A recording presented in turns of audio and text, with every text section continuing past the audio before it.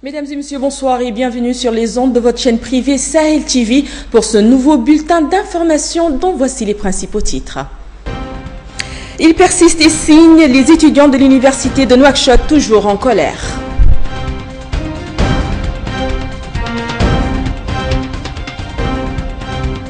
Le président de l'Assemblée nationale transitoire du Burkina Faso à Nouakchott où il a été reçu ce matin par le président de l'UPR. Les femmes parlementaires mauritaniennes en séminaire de renforcement des capacités.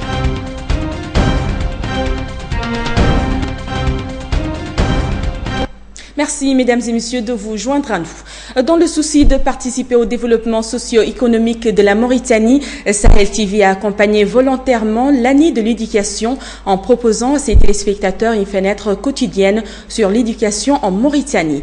Dans chaque journal télévisé, la lumière était faite sur les problèmes du système éducatif mauritanien. Ce fut l'occasion d'entendre enseignants, élèves et parents d'élèves, mais aussi d'interpeller les autorités en charge du secteur. C'est ce que le ministère a jugé digne d'être marqué par des félicitations officielles adressées à l'ensemble du personnel de Sahel TV. Nous sommes honorés par cette appréciation d'un travail qui méritait réellement d'être distingué. La direction de Sahel TV remercie le ministre de l'Éducation nationale et félicite à son tour le personnel, journalistes et techniciens qui ont réalisé ainsi un travail d'utilité publique. Les étudiants de l'université reviennent à la charge pour protester contre le manque de bus pour les transporter. De son côté, l'administration croit avoir trouvé la solution, ce qui n'empêche de faire exploser la colère des étudiants. Fatima D nous en dit plus.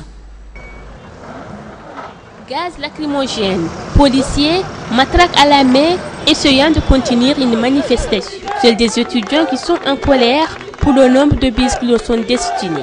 Cette contestation dure depuis 2 semaines. Tous les jours, les étudiants se rassemblent pour empêcher les bus de faire la navette vers l'université. Leur tension est à son paroxysme et les étudiants ne sont pas écoutés. Nous sommes là, jeunes femmes et tout ça. Donc nous sommes là depuis 2 semaines. Nous sommes toujours là parce qu'on a vu que ce problème persiste toujours. Parce qu'on est là depuis 1 semaine. Donc on a fait des grèves pour tout simplement avoir des moyens de transport. Nous sommes là, nous sommes des étudiants très négligés dans ce pays, alors que rien ne suffit. Ils ont dit qu'ils ont augmenté le nombre de bus. Aujourd'hui, ils ont amené 4 bus. Ça ne suffit pas. Nous ne sommes pas des animaux, nous sommes des étudiants. Demain ou après-demain, c'est nous qui vont gérer ce pays. Alors que dans cet instant, nous sommes très négligés. Côté université, pourtant, il y a une réponse. Je voudrais annoncer des mesures qui ont été prises à l'endroit des étudiants. Et qui sont de 2 niveaux. Le premier niveau, ce sont des solutions provisoires.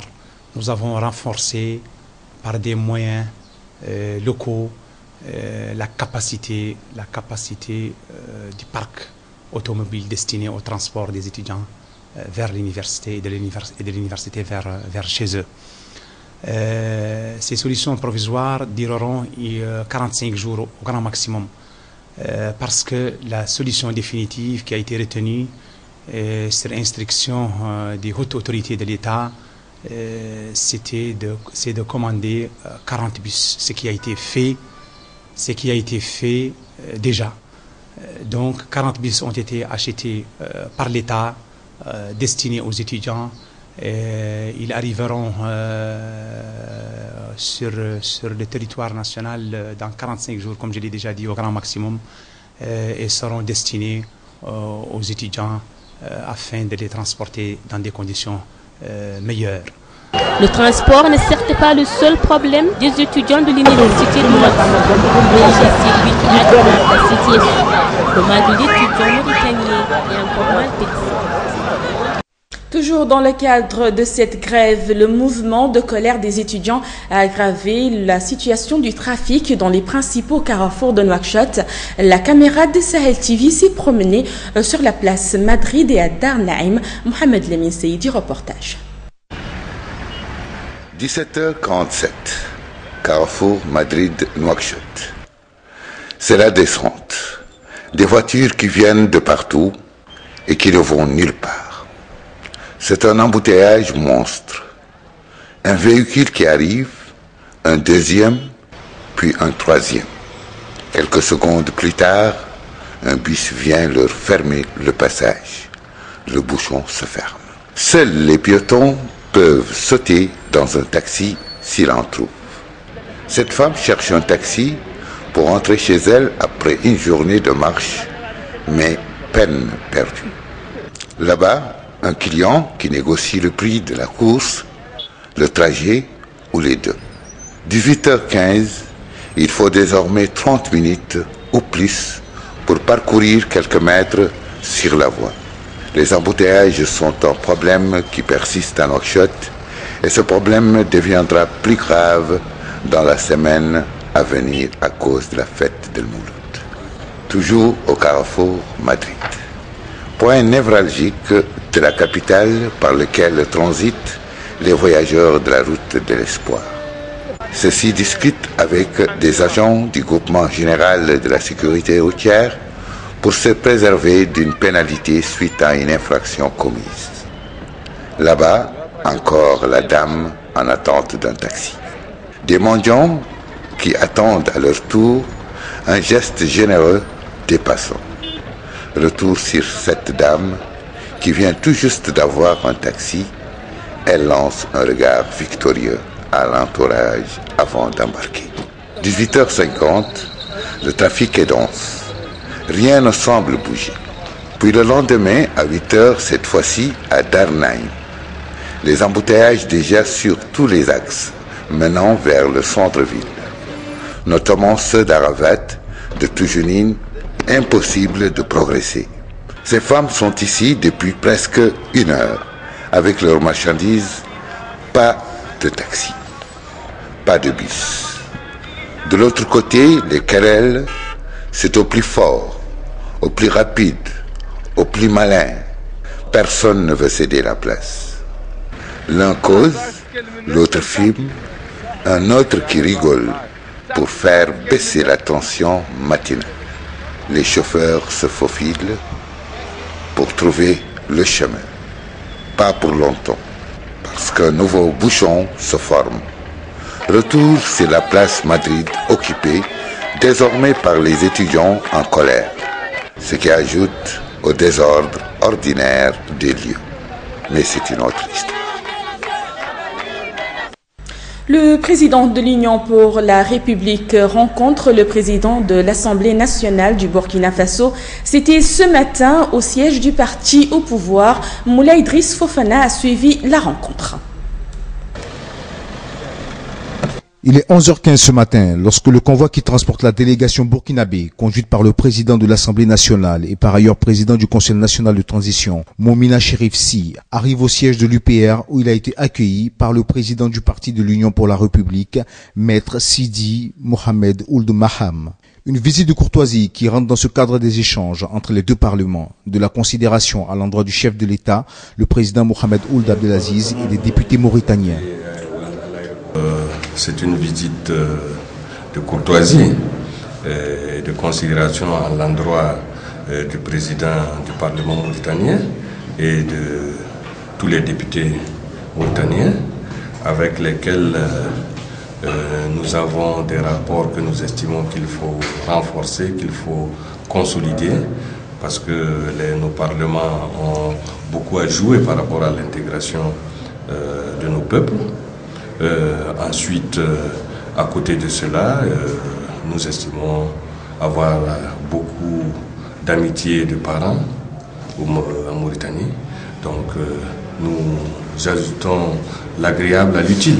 L'occasion pour le président de l'Assemblée nationale burkinabé d'évoquer sa satisfaction après sa visite au port et au niveau du nouvel aéroport Tounsi qu'il a qualifié du premier du genre en Afrique de l'Ouest, et dont l'expertise et le financement ont été mobilisés sur ressources propres de la Mauritanie.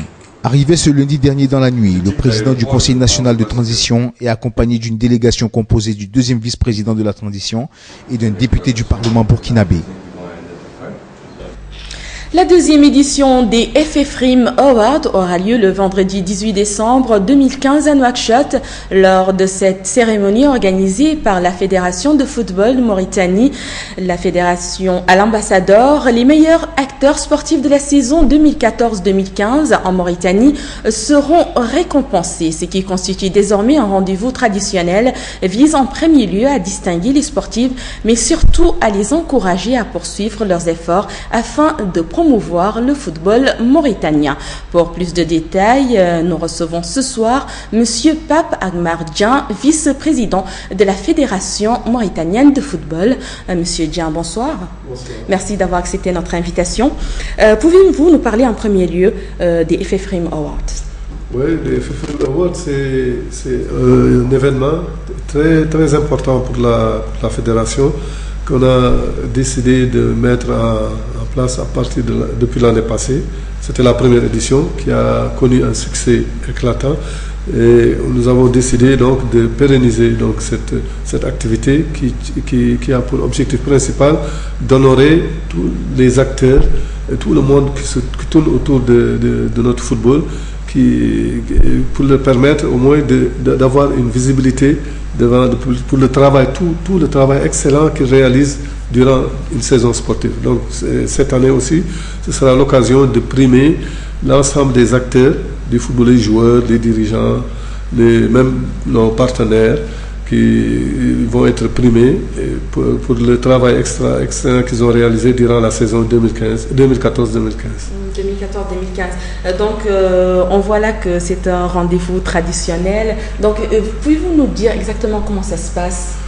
Ouais, bon, ça se passera au niveau de l'ambassadeur, la grande salle de l'ambassadeur. Ce sera un dîner de gala où seront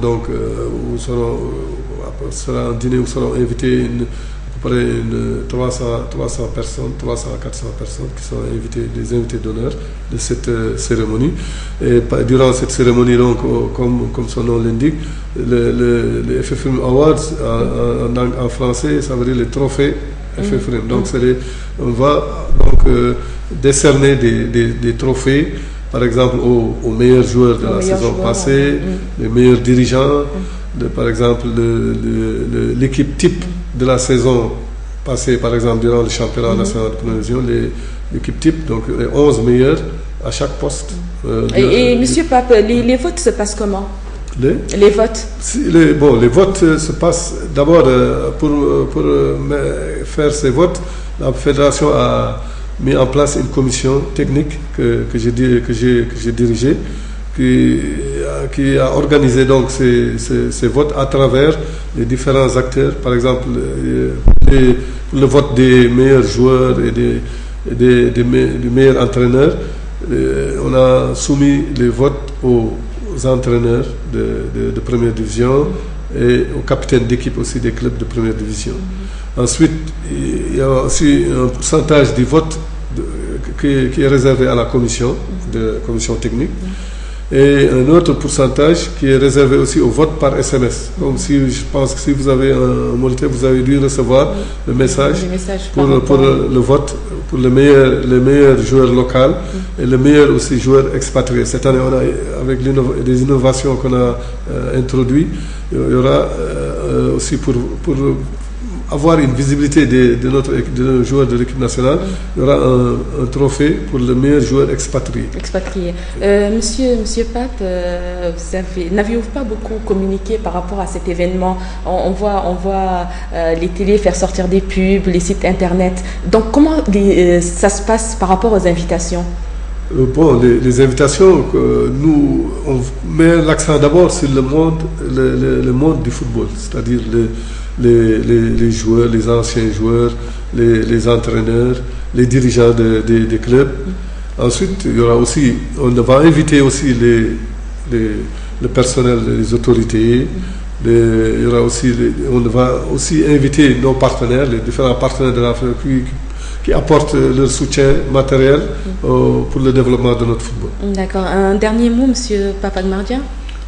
Bon, dernier mot, ce que je voulais dire, c'est que c'est une cérémonie que la fédération a décidé de pérenniser, qui aura lieu donc chaque année. Et elle aura lieu à l'ambassadeur, mais également elle sera retransmise en direct au niveau de la chaîne mauritanienne et au niveau aussi d'autres chaînes de télévision privées. Donc le public qui ne pourra pas assister directement peut suivre cet événement en direct au niveau de la télévision mauritanienne. Merci beaucoup, Monsieur Pape Agmardjian, d'avoir accepté notre invitation. Je rappelle que j'ai reçu ce soir Monsieur Pape Agmardjian, vice-président de la Fédération mauritanienne de football. Renforcer les capacités en matière de plaidoyer pour l'égalité, voire pour la parité entre hommes et femmes, c'est l'objet d'un séminaire qui se déroule actuellement à Nouakchott. El Ali Abbas nous en dit plus. Pendant quelques jours, les femmes parlementaires mauritaniennes tiennent un conclave pour améliorer les performances en matière de plaidoyer. Mais il n'y a pas ici que des femmes parlementaires, il y a aussi des militantes et des actrices de la société civile de Mauritanie et d'autres pays africains. L'objectif de cette rencontre est d'identifier les besoins et les priorités en vue de dégager une stratégie pour l'avenir, tout en réalisant une production technique et intellectuelle de nature à permettre le renforcement des capacités des femmes et au-delà promouvoir les droits des femmes de manière générale, selon les experts de l'Union interparlementaire présents à cette occasion. Je participe à cet atelier à l'invitation de l'Union interparlementaire, mais aussi pour exprimer mon attachement en tant que Marocaine à la coopération entre les pays de l'Afrique, parce que notre pays croit énormément dans l'importance de la coopération africaine. Et cette coopération ne doit pas être simplement dans le domaine économique ou social, mais dans le domaine aussi de la promotion des droits de l'homme, dans la promotion des droits des femmes et dans tous les domaines où nous pouvons profiter des expériences les uns des autres. Donc je suis ici pour parler de l'expérience marocaine, sachant que nous avons réalisé beaucoup de choses dans le domaine de la promotion des droits des femmes, notamment la réforme du Code de la famille et du Code de la nationalité, basée sur les principes d'égalité et de responsabilité commune, mais également dans le domaine de la lutte contre les violences à l'égard des femmes et la promotion des femmes aux postes de responsabilité et de décision.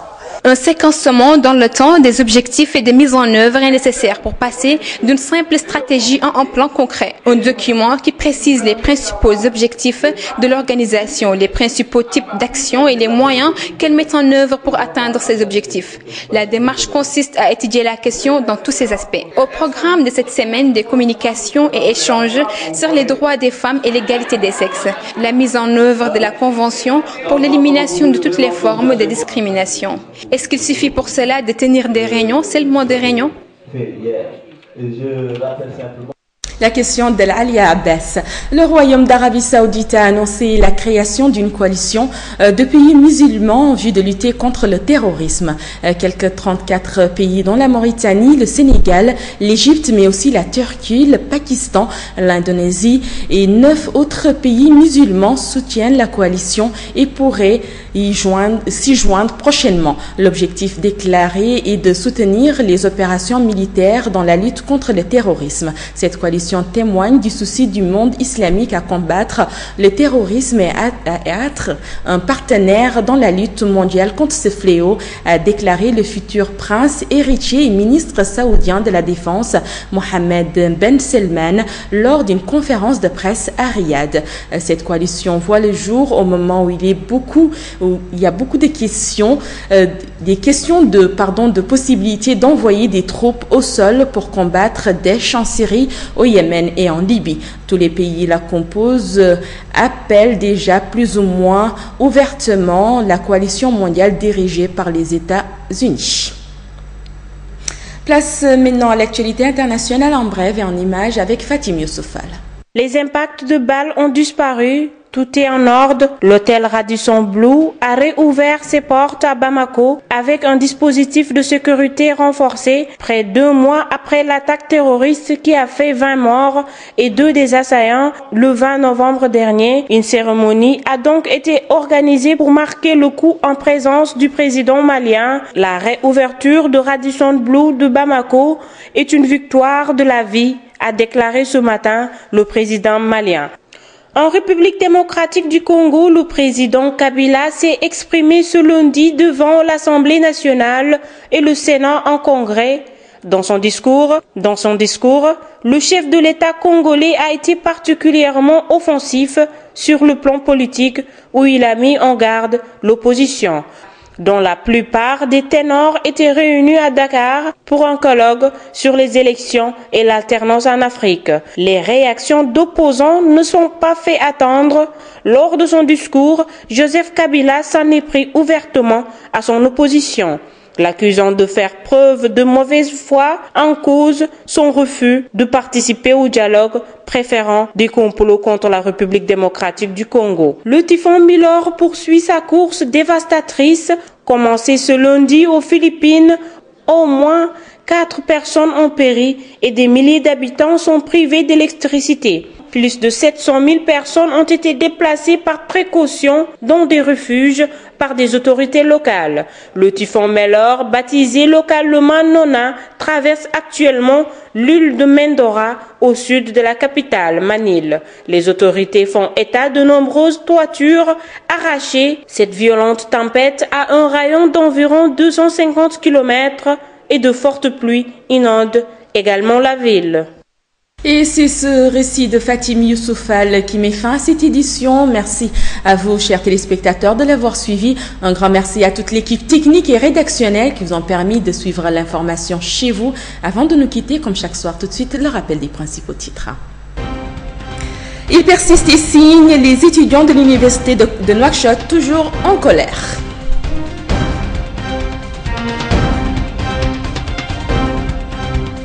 Le président de l'Assemblée nationale transitoire du Burkina Faso à Nouakchott, où il a été reçu ce matin par le président de l'UPR. Et puis les femmes parlementaires mauritaniennes en séminaire de renforcement des capacités.